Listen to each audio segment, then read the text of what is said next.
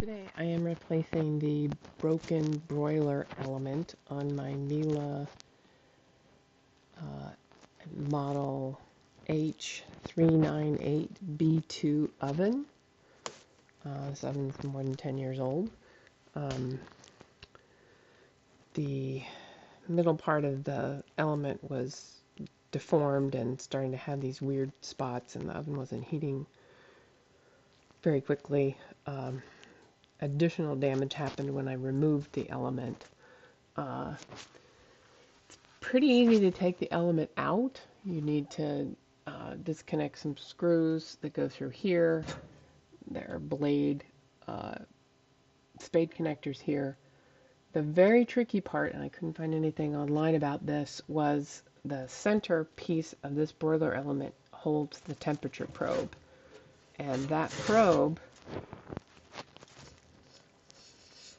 the key to getting it off was to see that it actually plugged in. It plugged in to this little plug here.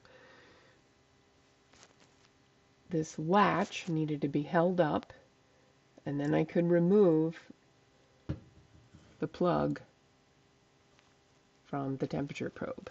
That let me pull the whole